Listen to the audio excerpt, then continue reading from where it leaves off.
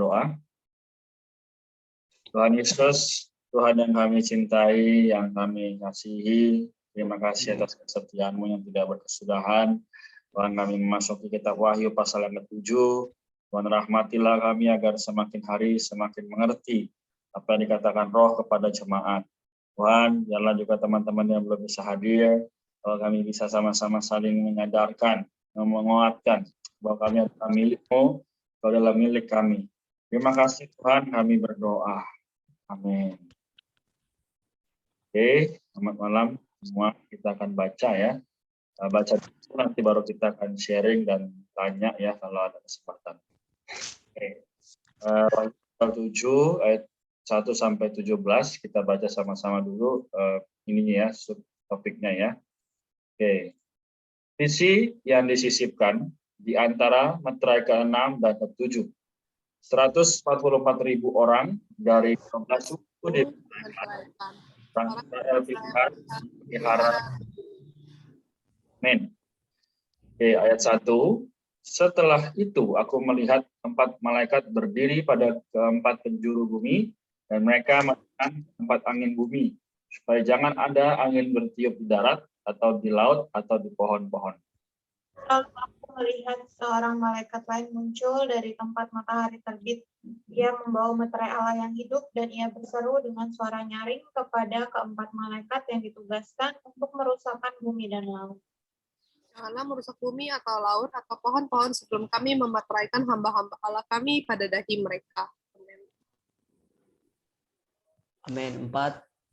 Aku mendengar jumlah mereka yang dimeteraikan itu. 144.000 yang telah dimeteraikan dari semua suku keturunan Israel. Dari suku Yehuda, 12.000 yang dimeteraikan, dari suku Ruben, 12.000, dari suku Gad, 12.000.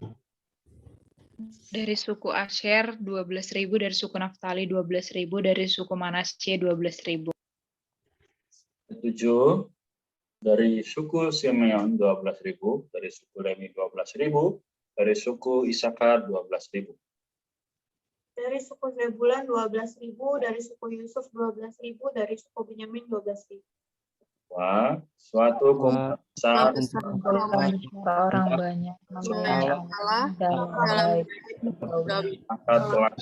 Kudus, perawatan Allah dan Penggembalaan anak domba. Setelah itu aku melihat sesungguhnya suatu kumpulan besar orang banyak yang tidak dapat dihitung jumlahnya, dari segala bangsa dan suku dan umat dan bahasa, berdiri di hadapan takhta dan di hadapan anak domba, memakai jubah putih dan memegang daun-daun palem di tangan mereka. 10. Dengan suara nyaring mereka berseru, keselamatan ada pada Allah kami yang duduk di atas takhta dan bagi anak domba. Semua malaikat berdiri mengelilingi tahta dan tua-tua dan keempat makhluk itu. Mereka sujud di hadapan tahta itu dan menyembah Allah. sambil berkata, Amin, puji-pujian dan kemuliaan dan hikmat dan syukur dan hormat dan kekuasaan dan kekuatan bagi Allah kita sampai selama-lamanya. Amin. ayat yang ke-13. Lalu salah seorang dari antara tua-tua itu berkata kepadaku, siapakah mereka yang memakai jubah putih itu, dan dari manakah mereka datang? Aku berkata kepadanya, Tuanku, Tuhan mengetahuinya. Lalu ia berkata kepadaku, mereka ini orang-orang yang keluar dari kesusahan yang besar, dan mereka telah mencuci jubah mereka dan membuatnya putih di dalam darah anak domba. Karena itu mereka berdiri di hadapan takhta Allah dan melayani Dia siang malam di bait sucinya. Ia yang duduk di atas takhta itu akan membentangkan kemahnya di atas mereka. 16. Mereka tidak akan menderita lapar dan dahaga lagi, dan matahari atau panas terik tidak akan menimpa mereka lagi. Sebab anak domba yang di tengah-tengah tahta itu akan menggembalakan mereka dan akan menuntun mereka ke mata air kehidupan. Dan Allah akan menghapus segala air mata dari mata mereka. Amin. Baik, kita baca sampai di sini. Kita akan baca beberapa catatan kaki, ya, beberapa saja. Nanti sisanya teman-teman boleh baca sendiri, ya. Baik, sebentar saya buka. Kita baca ya, 21 ya. Lanjutkan. Malaikat. 21 malaikat. Seorang malaikat lain di sini sama dengan yang disebutkan dalam 8 ayat 3, 10 ayat 1, dan 18 ayat 1 mengacu kepada Kristus. Dalam perjanjian lama, Kristus disebut malaikat Tuhan. Malaikat ini adalah Allah sendiri. Dalam perjanjian baru, ia sekali lagi disebut sebagai malaikat. Seorang malaikat lain menunjukkan bahwa Kristus bukan malaikat biasa, melainkan malaikat khusus yang diutus oleh Allah. Oke. Nah, jadi nanti kita akan bahas ini ya, cukup penting. Lalu kita akan baca di catatan kaki yang 61 ya. Karena Yusuf dan Manasye salah satu dari kedua putranya mewakili dua suku, berarti dalam kerajaan 1000 tahun Yusuf memiliki bagian ganda atas hak kesulungan. Catatan di sini sama dengan catatan dalam 1 Tawarik pasal 2 ayat 2 pasal 2 ayat sampai 9, menghapus suku dan karena dia menyembah berhala. Amin. Tetapi pada masa kerajaan 1000 tahun, suku dan tetap terhitung karena berkat Yakub atasnya, sehingga Allah keselamatan Amin. Sehingga oleh keselamatan Tuhan, suku dan masih tetap terhitung sebagai salah satu dari suku-suku Israel. Amin. Oke ya. Jadi ini juga sangat berkaitan dengan kehidupan hari ini ya. Kita syukur ada firman ini. Oke. Kita baca lagi catatan kaki ini ya. 994 ya, daun-daun. Atau tangkai pohon palem melambangkan kemenangan orang-orang kudus atas kesengsaraan yang mereka alami karena Tuhan. Pohon palem juga tanda kepuasan karena mendapat dirisan. Tangkai pohon palem dipakai pada hari raya Pondok Daun. Pada hari raya itu umat Allah bersukaria karena puas menikmati. Oke. Hari Raya Pondok Daun merupakan satu lambang yang akan digenapi oleh kumpulan besar orang banyak yang ditebus Allah ini. Mereka akan menikmati Hari Raya Pondok Daun yang kekal. Dalam bait Allah, mereka akan semarak bagaikan pohon palem.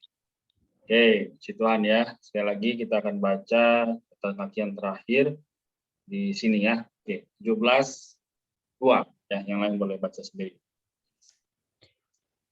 Air mata adalah tanda ketidakpuasan. Air hayat adalah untuk memuaskan mereka. Karena anak domba akan menyuplai mereka dengan air hayat supaya mereka puas, maka mereka tidak akan mencucurkan air mata ketidakpuasan. Air hayat akan disuplaikan dan air mata akan dihapus. Amin. Ya, baik. Demikian pembacaan kita pada malam ini. Saya tanya-tanya kakinya. Saya akan buka sedikit, nanti teman-teman boleh ada yang mau share atau tanya ya. Jadi dari ayat 1 sampai 17 dari pasal 7 ini adalah sebuah sisipan ya, di mana mengenai penglihatan Rasul Yohanes mengenai orang-orang yang akan menerima pahala ya. Jadi sebenarnya 144.000 ini sudah tercatat ya, dan memang sudah dinubuatkan, yaitu dari ke-12 suku ya. Lalu dari setiap suku ada 12.000. Sehingga 12.000 dikali 12 hasilnya 144.000 ya. Ini adalah angka kesempurnaan. Jadi sebenarnya apa yang mau dinyatakan daripada ini ya? Yang mau dinyatakan adalah ketika kita sebagai orang yang hidup dalam zaman ini, kita perlu apa? Melihat bahwa Allah telah mengaturkan segala sesuatunya. Jadi di sini kita lihat ayat yang pertama, Rasul Yohanes itu melihat 4 malaikat berdiri pada keempat penjuru bumi, dan mereka menahan keempat angin bumi supaya jangan ada angin bertiup di darat. Ini penglihatan yang cukup unik ya. Tapi apa maknanya? Maknanya adalah apa? Ya duanya, seorang malaikat lain yang muncul dari tempat matahari terbit. Itu adalah Kristus sendiri. Ya. Jadi ia membawa meterai Allah yang hidup dan ia berseru dengan suara nyaring kepada keempat malaikat yang ditujukan untuk merusakkan bumi dan laut. Pertanyaannya, apa hubungan dari Wahyu pasal 7 dengan kehidupan kita hari ini? Ya, kayaknya nggak ada deh hubungannya, tapi jangan salah, justru sangat berkaitan. Ya, kita hari ini hidup adalah bagi diri Allah, ya, bukan bagi diri sendiri. Karena kalau kita bagi diri sendiri, maka begitu mudahnya kita akan memuaskan kehendak kita sendiri. Ya, apa yang kita suka kita lakukan, apa yang kita nggak suka kita nggak akan lakukan. Biasa yang kita manusia nggak suka adalah kehendak Allah, karena kehendak Allah kelihatan terlalu berat. Ya, tapi di sini ada perkataan lagi bahwa di ayat yang ketiga, Allah begitu berbelas kasihan kepada manusia. Ya. Janganlah merusak bumi atau laut atau pohon-pohon sebelum kami memeteraikan hamba-hamba Allah kami pada dahi mereka. Nah, jadi kita tahu bahwa sebenarnya kita adalah hamba-hamba Allah hari ini.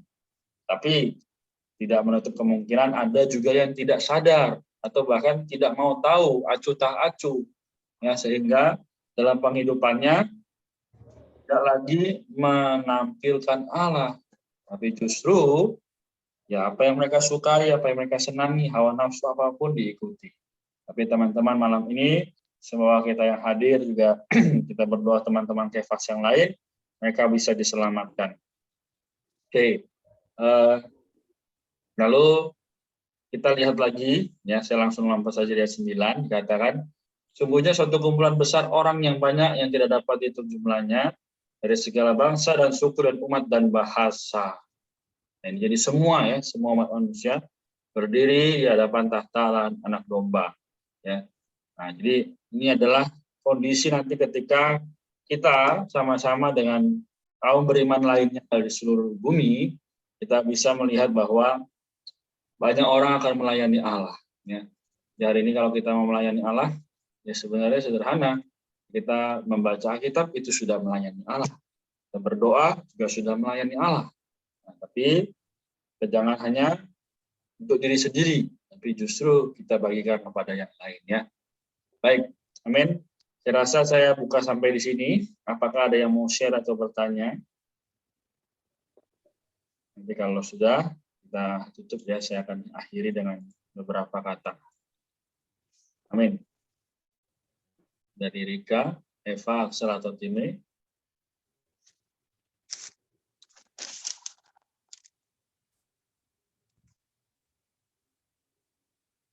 Atau ada yang bingung, boleh ditanyakan. Kalau aku paling menikmati sedikit aja dari perawatan Allah ya kepada kita ketika bumi itu pada permulaannya itu ingin dirusak gitu. Tetapi Allah itu menahan para malaikat-malaikat yang bertugas ini gitu, karena Allah ingin kita hamba-hamba Allah itu dimateraikan gitu dengan tanda pada dahi kita gitu. Di sini aku melihat betapa Allah itu merawat kita gitu, bahkan sampai saat nanti ketika menjelang ia datang, ia tetap merawat kita gitu. Ini satu perkataan yang cukup memberi penghiburan gitu bagi kita semua yang udah percaya. Jadi kiranya kita sekarang pun tetap berjaga-jaga gitu menjelang kedatangan Tuhan. Nah kan sudah waktunya sudah dekat gitu. Ya kiranya kita juga menjaga diri kita, menjaga kita tetap suci di hadapan Tuhan, kita bersih daripada dosa-dosa kita, sehingga nanti ketika Tuhan datang mendapati kita, ia tidak kecewa gitu, mendapatkan umat yang telah ditebusnya. Ini misalkan rusak atau apa gitu. Jadi ini suatu peringatan juga sih, gimana harus berjaga-jaga juga. Jadi itu yang aku nikmati. Amin. Amin. Saya juga menikmati ya di ayat 17. Situ dikatakan bahwa sebab anak domba yang di tengah-tengah takhta itu akan mengembalakan mereka dan akan menuntun mereka ke mata air kehidupan. Dan Allah akan menghapus segala air mata dari mata mereka. Puji Tuhan, saudara-saudari, inilah salah satu berkat ya yang bisa kita nikmati hari ini, yaitu kita ini ya, Allah akan menghapus ya air mata ya dari mata kita ya. Jadi saudara-saudari, artinya bahwa di dalam kehidupan kita ya, ketika kita datang kepada Tuhan ya, tentu ini tidak mudah ya. Kita apalagi bagi saudara-saudari yang betul-betul menuntut melayani Tuhan ya. Bahkan ketika orang yang dirawat ini ya, sudah dirawat tapi tidak dengar-dengar juga ya. Kadang-kadang di dalam diri saya ya, saudara-saudari, saya kadang-kadang rasa kecewa ya. Rasa kecewa. Apalagi untuk akhir-akhir ini kan saya juga ada rawat beberapa orang juga ya. Lewat via Zoom. Ya, di atas diri saya juga kayak ada rasa persungutan juga ya. Tetapi sebenarnya ayat ini menguatkan saya bahwa hari ini memang kita perlu banyak membayar harga ya, atau kita berjerih lelah gitu ya, berjerih lelah bagi pekerjaan Tuhan. Nah, tetapi kita perlu percaya bahwa Allah akan menggantikan itu dengan kita ada pertumbuhan hayat ya, maksudnya ada pertambahan Allah di dalam kita. Nah, di dalam setiap kita yang mau bekerja sama dengan Tuhan. Nah, saudara-saudari, tadi ya di catatan kaki bilang air mata adalah tanda ketidakpuasan. Ya. Air hayat adalah untuk memuaskan mereka. Artinya, amin, melalui ada pertambahan Allah di dalam kita ya. Kita tetap bertumbuh di dalam hayat sehingga kita bisa jadi para pemenang. Nah, hari ini saudara-saudari, kalau kita menjadi para pemenang, ya kita perlu terus senantiasa tadi ya bekerja sama dengan Allah. Amin. Bisa bekerja sama bersama saudara-saudari, berjerih lelah supaya Allah ada jalan di atas diri kita. Puji Tuhan. Amin. Oke, puji Tuhan. Ayat 1-5. Kalau tidak ada lagi kita tutup ya. 1, 2, Amin. 3, 4, 5. Baik. Jadi teman-teman sekalian, dari dari Rika dan Timei sudah menyampaikan apa yang didapatkan, dan memang itu semua adalah berkat bagi kita ya. Jadi Rika, Timei, Axel, Eva, saya dan Maria, ya, kita semua ya kaum beriman, tidak ada terkecuali. Jika kita mengasihi Tuhan, kita percaya padanya, kita menyerahkan hidup kita padanya, justru kita akan mendapat berkat yang tidak dapat orang lihat sekarang. Amin. Di kelak kita akan menerima ya. Ini seperti jaminan ya. Seperti kalau kita di bank itu namanya deposito ya. Deposito itu kita taruh uang ya, tapi sekarang kita nggak pegang, tapi nanti ketika sudah berlama ya, misal 10 tahun, 20 tahun, itu akan bertambah terus. Itu namanya kita mendapatkan keuntungan. Jadi hari ini kita sedang berinvestasi ya. Investasi meskipun kita sibuk, kita tidak ada waktu untuk ya senang-senang, tapi kalau kita betul-betul menikmati hadirat Tuhan, ya kita betul-betul mengambil kesempatan yang ada untuk datang pada Tuhan.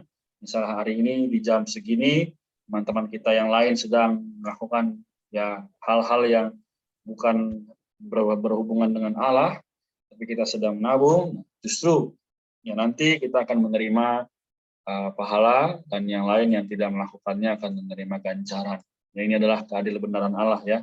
Bukan berarti Allah tidak mengasihi, justru sangat berkaitan dengan ya doa pagi kita yang setiap pagi kita lakukan, yaitu Allah mau memberkati, Allah mau mengasihi, tapi terkadang manusianya yang lari-lari, manusianya yang tidak mau menerima ya. Semoga kita sepanjang hidup kita sampai Tuhan datang, kita menerima berkat ini ya. Baik, saya rasa cukup. Silakan tutup. Apakah ada yang bersedia untuk mendoakan kita malam hari ini? Amin. Saya berdoa ya, Kak. Mari. Amin. Tuhan, terima kasih Tuhan. Malam hari ini Dikau boleh memberikan kami kesempatan untuk boleh membaca Alkitab bersama. Tuhan Yesus, terima kasih atas waktu yang Dikau masih berikan bagi kami. Tuhan, biarlah kami boleh tetap setia.